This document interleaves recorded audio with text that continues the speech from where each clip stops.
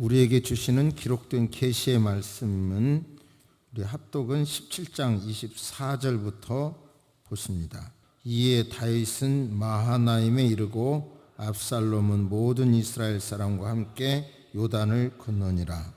압살롬이 아마사로 요압을 대신하여 군지휘관으로 삼으니라. 아마사는 이스라엘 사람 이드라라는 자의 아들이라. 이드라가 나하스의 딸 아비갈과 동침하여 그를 낳았으며 아비갈은 요압의 어머니 스루아의 동생이더라. 이에 이스라엘 무리와 압살롬이 길르앗 땅에 진친지라.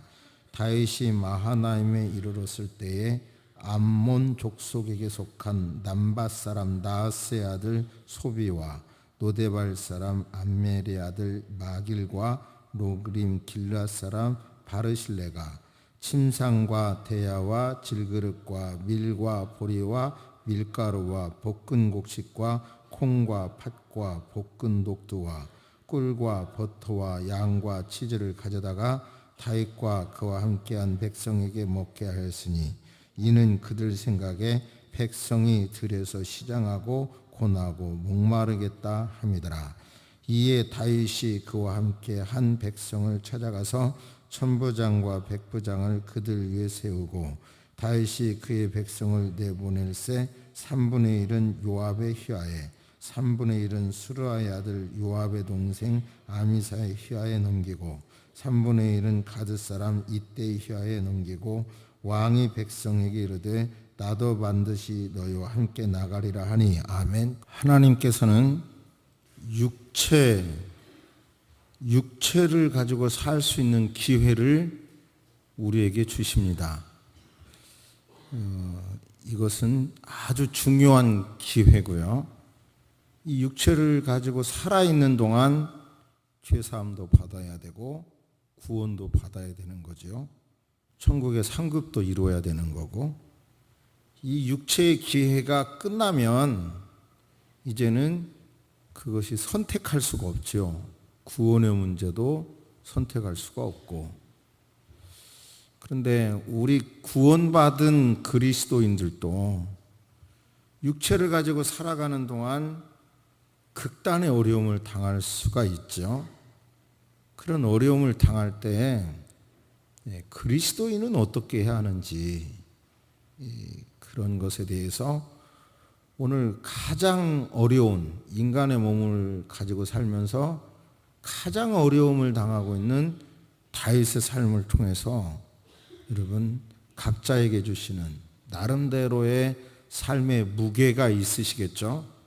그 무게를 느끼면서 있으시다면 느끼시면서 이 본문에서 들려주시는 하나님의 음성을 듣게 되기를 축복합니다. 본문의 이해를 돕기 위해서 역사적인 사례 하나를 먼저 말씀드리겠습니다. 나폴레옹 이야기인데요. 나폴레옹은 그 사관생도 육사생도 58명 중에서 42등으로 졸업한 그렇게 탁월한 사람은 아니었지만 독서를 많이 한 걸로 아주 유명하잖아요. 그런데 그가 생도일 때 유명한 일화가 있습니다. 교관이 A 군대와 B 군대가 동일한 조건에서 동일한 힘을 가지고 싸운다면 누가 이기겠냐라고 묻자 나폴레옹이 대답하기를 최후 5분까지 견디는 편이 승리할 것입니다. 이렇게 대답했다 그래요. 들어보면 이 말 때문에 결국은 지키지 않아서 나폴레옹은 어려움을 당하게 되는데요. 나폴레옹이 러시아 원정을 실패하고 1814년에 황제 자리에서 일단 물러납니다. 그 다음에 3월 달에 파리에 입성해서 권력을 재탈환하게 되는데 연합군이 나폴레옹 타도를 위하여 재집결하여 저항합니다. 1815년 6월 16일 벨기에에서 연합군 프로시아를 박살내고 곧바로 벨기에 남방에 주둔한 웰링턴이 이끄는 영국군을 박멸하기 위해서 6월 17일 날 밤새 행군을 하여 한밤중에 워터루 언덕에 도착하게 됩니다. 전투를 위해서 워터루 언덕 위에 대포를 포진해야 했어요. 그런데 한밤중이고 너무 무리한 행군 때문에 군인들이 지쳐 있고 하늘의 별을 보니 별이 총총해서 비 올 염려가 없고, 그래서 일단 군대를 쉬고 새벽에 대포를 배치해도 되겠다고 생각하고 쉬게 했습니다. 근데 이제 역사적인 사건이 그 밤에 내리는데요. 18일 밤새 비가 내려가지고 땅이 진흙이 구덩이로 변해서 대포를 옮길 수 없었다고 그래요.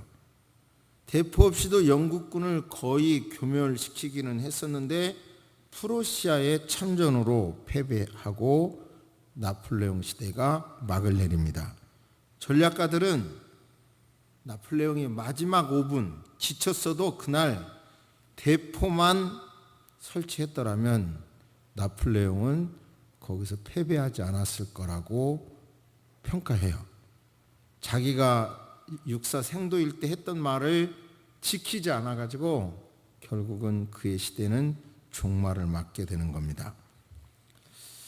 인간적으로 생각할 때 성경 안에서 여러 어려움을 당할 수 있지만 다윗이 본문에서 당한 어려움은 그 중에 최고라는 생각이 들었어요. 그럴 때 다윗은 어떻게 행동했고 또 다른 사람은 그 어려움을 당했을 때 어떻게 했는가, 그리고 그 머릿결로 온 인기를 누리던 압살롬의 죽음을 보면서 참 이렇게 죽어야 되겠구나 그런 생각도 하게 되고요. 참고로 저는 가끔 생각나면 잘 죽도록 오래전부터 기도합니다. 이쁘게 죽게 해주세요. 오래전부터 기도했고요. 저희 어머님을 위해서도 이쁘게 운명하게 해주세요. 기도했고. 근데 여러분 아시는 대로 이틀 동안 아프시다가 운명했잖아요. 근데 이제 바로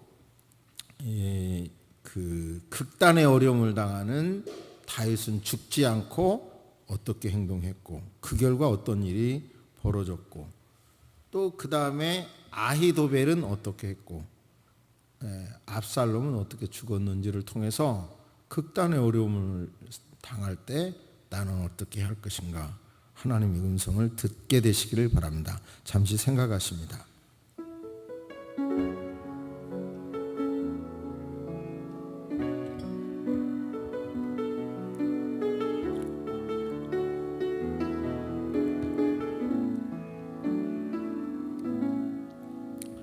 다윗이 힘들었다고 생각하는 것은 다른 사람도 아닌 아들이 반란을 해가지고 쫓겨가니까 더 힘들었겠죠.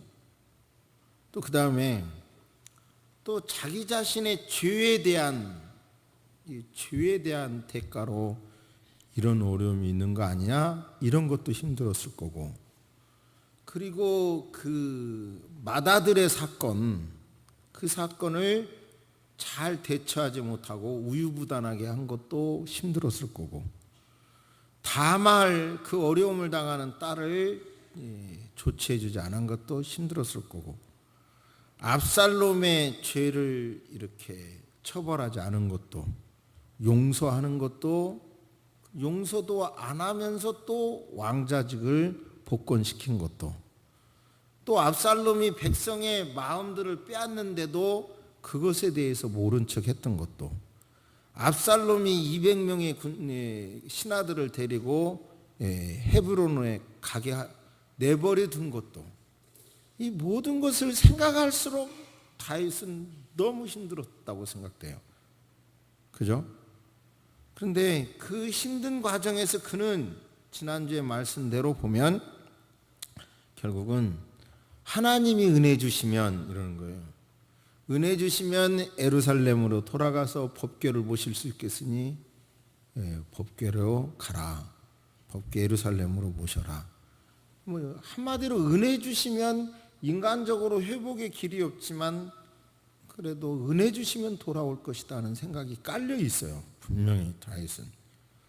그런데 그렇게 지친 몸으로 거기까지 또 가는데도 정말 그 정탐꾼 그것을 숨겨줬다든지 후세의 전략을 받아들였다든지 다 이게 하나님의 은혜인데, 그런 어려움 속에서 나 하나 죽으면 그뿐이지, 그리고 죽을 수도 있다고 생각해요.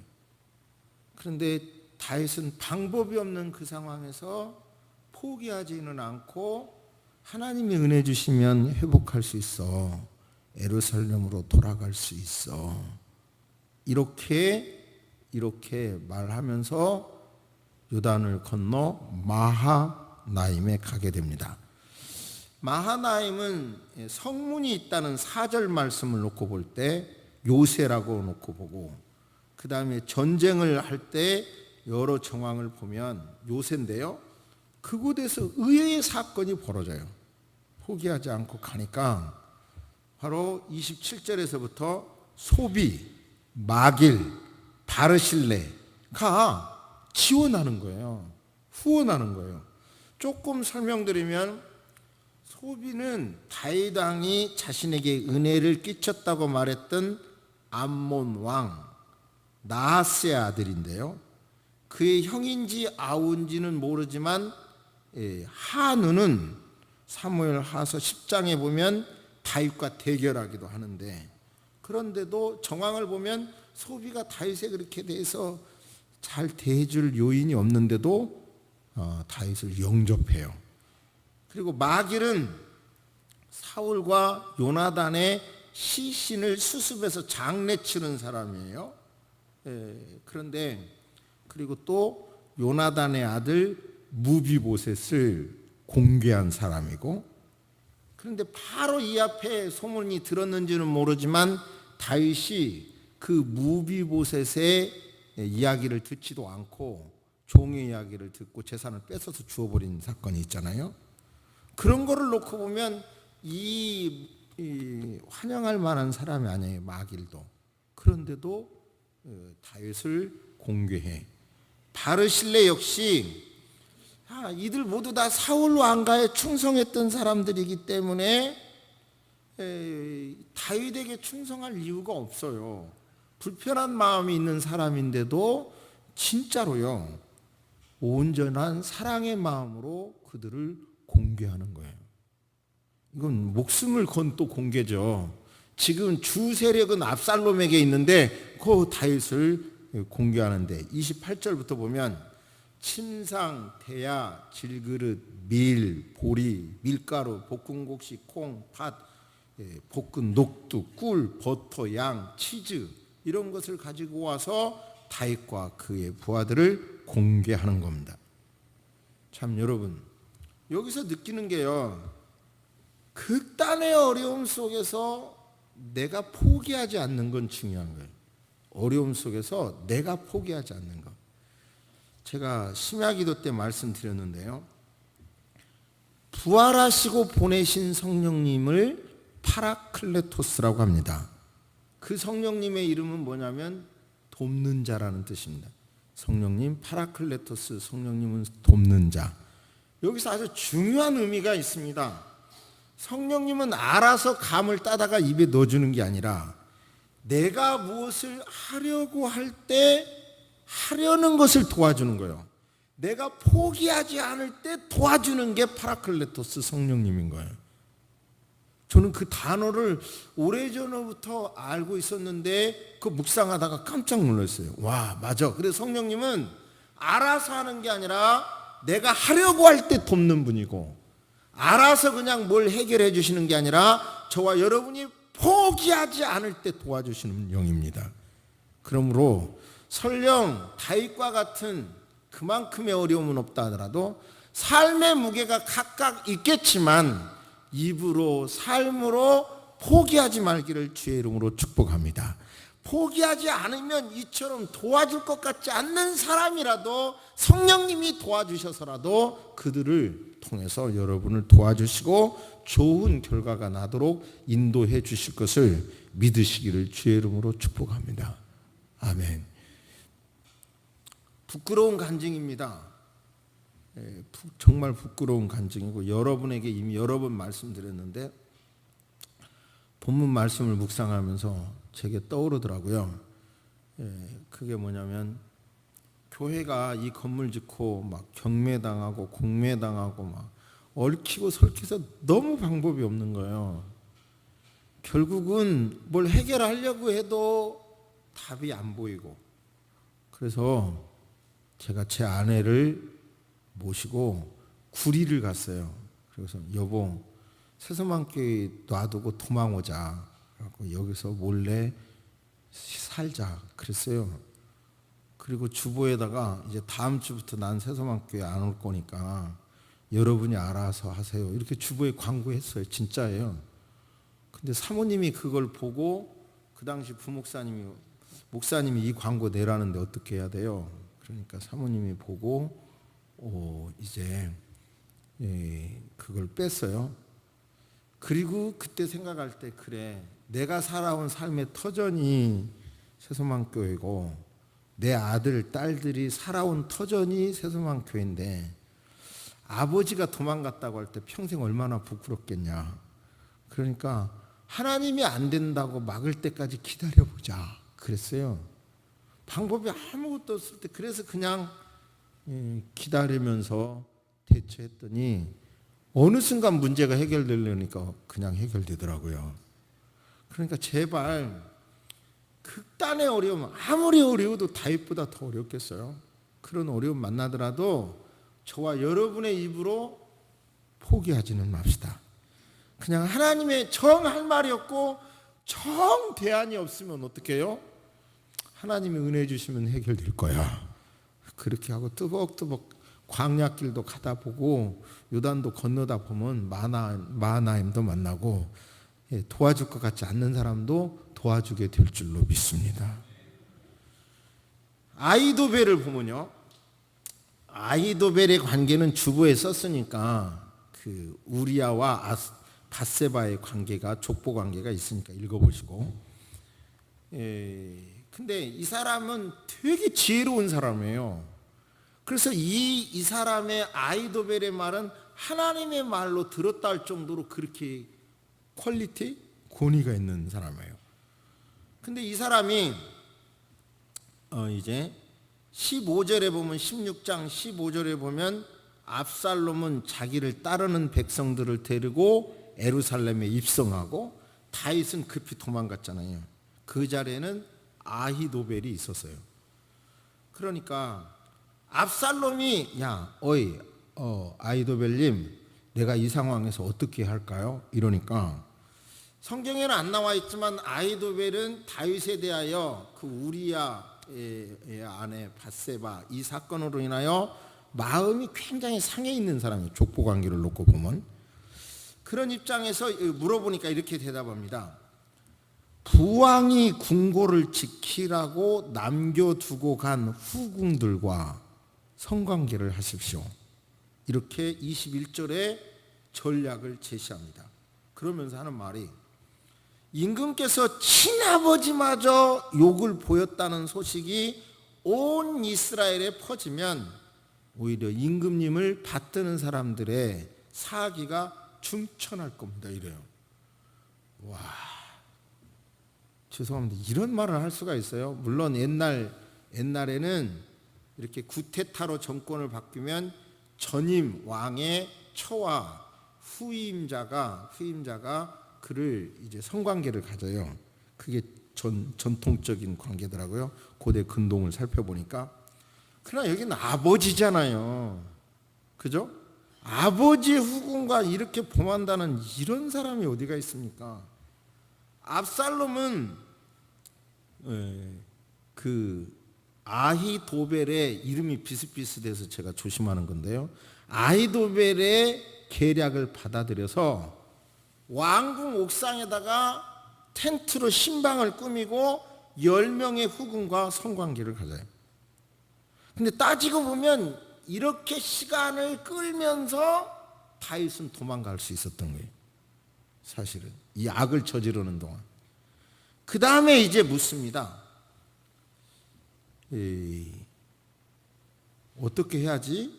그러자 아히도벨이 저에게 군인 1만 2천 명을 주면 오늘 밤 당장 찾아가서 다윗을 죽이겠습니다.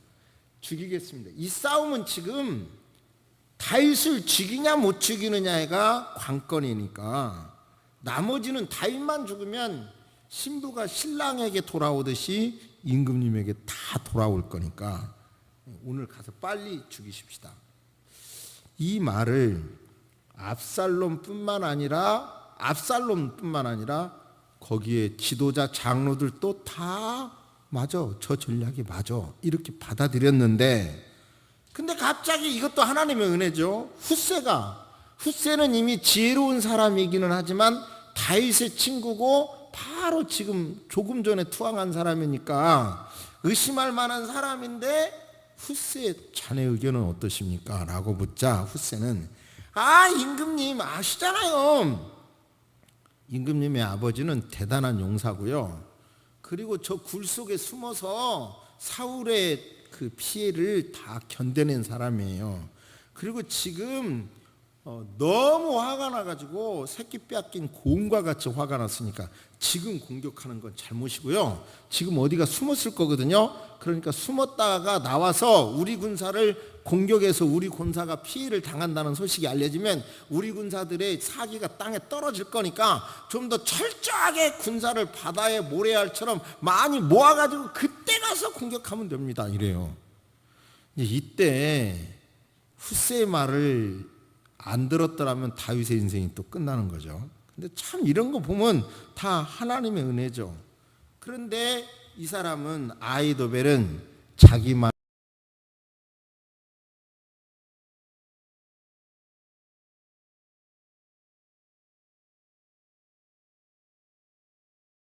같이 읽습니다. 시작.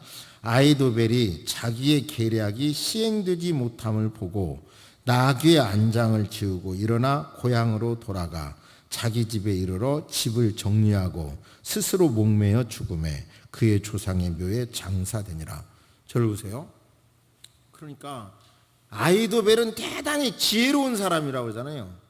그러니까 지혜로운 사람이니까 자기 전략을 선택하지 않고 훗세의 전략을 선택함으로 자존심이 상했다? 그럴 가능성도 있고, 그보다도 그 머리로 생각해 보니 이제 압살롬은 진다, 다윗이 이긴다. 다윗이 이기면 나는 죽어야 된다, 비참하게 죽는다. 거기까지 쭉 내다보고 그냥 가서 집으로 내려가서 자살해 죽었다 이 말이에요. 제가 여러분에게 이 본문을 통해서 설교하고 싶은 내용은 우리의 삶에 이렇게 자존심이 상하는 일, 앞이 뻔히 계산해 보면 망할 것 같은 어려운 일, 이런 모든 게 다 있다 하더라도 우리 입으로 극단에 좌절은 하지 말자.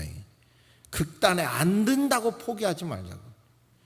그러니까 사업이 안 되는 거가 확실히 맞고, 아들이나 딸이 하는 행태가 저대로 가면 안 되는 게 확실히 맞고, 내 인생이 이렇게 가면 확실히 맞고, 대한민국이 이렇게 가면 위험이 많고 확실히 많고, 다 해도 우리말로 극단의 포기나 부정적인 말은 하지 말자고요. 하나님이 은혜 주시면 해결됩니다 라고 하는 믿음을 갖자고요.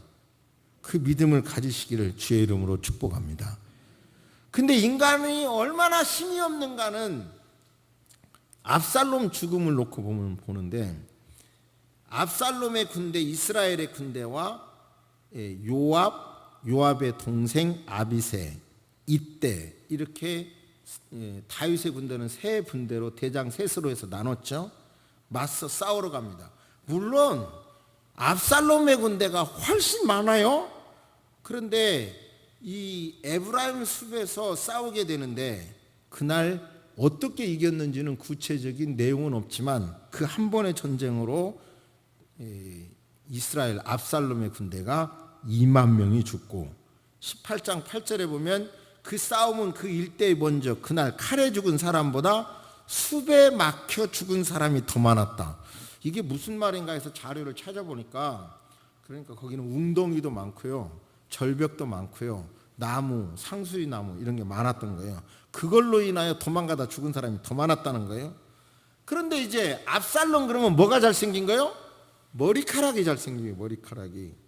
근데 그 잘난 머리카락이 막 도망가는데 상수리 나무 밑을 지나가는데요, 그만 머리가 나무까지 걸려. 이 머리카락이 걸린 건지 머리가 걸린 건지 말을 하다가 보면 좀 웃을 때가 있어요. 나 머리 자르러 간다, 그 말이 맞아요?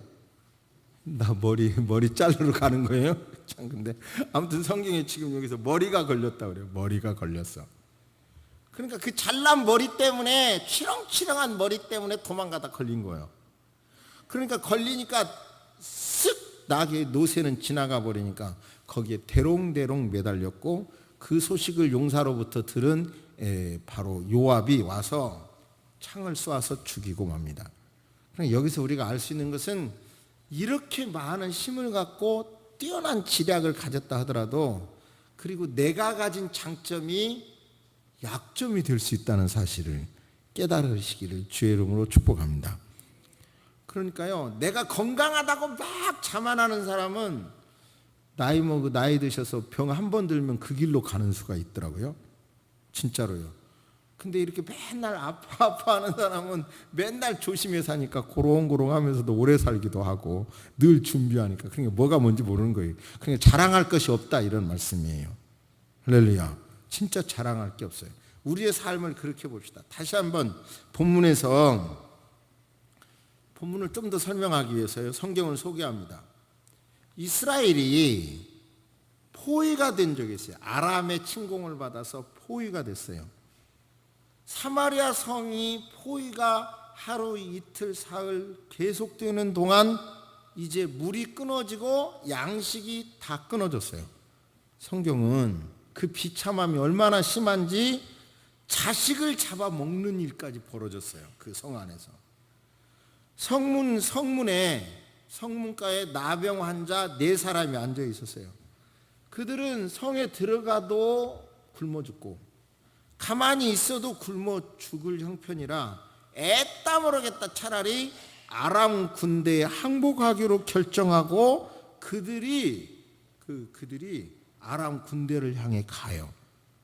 어찌 보면 국가를 배반하는 일이고 어찌 보면 못된 짓이죠. 그런데 그들이 들어갈 때 아람 군대는 큰 병거 소리와 말소리, 군대가 몰려오는 소리를 들으면서 이스라엘 왕이 애굽 왕 그리고 주변의 여러 나라 왕들과 동맹을 맺고 돈을 샀든지 어쨌든지 해서 우리를 포위한 우리를 이제 공격하는구나, 이렇게 깨닫고 그들이 막 도망가 버립니다. 4명의 문둥병자가 그들의 진지에 들어가 보니 먹을 것이 잔뜩 있는 거예요. 그러니까 일단 챙기고 빨리 사마리아 성에 가서 저 사람들 다 도망가갖고 지금 먹을 것 잔뜩 합니다. 굶어 죽지 마세요. 그 소식을 전하니까 우습게 봤던 나병 환자들이 복음을 전해준 거죠. 그래서 결국은 그들이 와서 그 굶주리면서 그리고 포위에서 해방됐어요. 여기서 드리고 싶은 말씀은, 우리 모두 다 어려워. 인간은 어려움 당하면 다 어렵기 마련이에요. 그런데 그 아무리 어려운 중에서라도 자꾸 희망을 말하는 사람은 희망이 있어요. 할렐루야. 그러니까 저 아비도엘처럼 인간적으로 생각하면 딱 죽는 게 오라.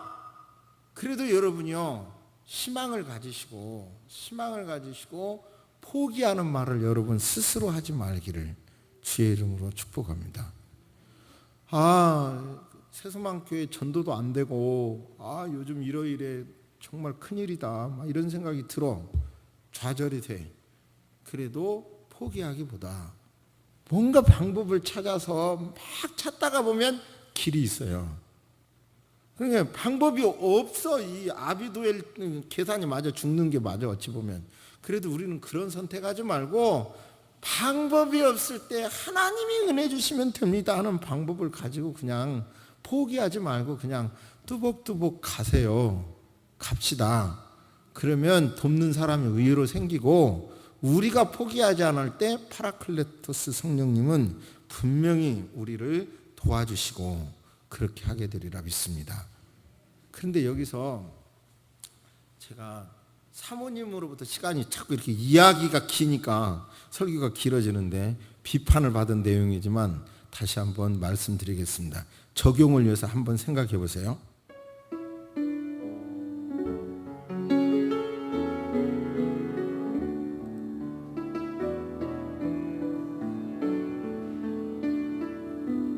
다윗이 내가 전쟁터에 나가겠다 그러니까 장병들이 말하기를 아니 임금님 이 싸움은 지금요 임금님을 죽이냐 못 죽이냐가 저들의 목표예요. 그게 하나입니다. 그러니까 나가면 우리가 부담이 됩니다.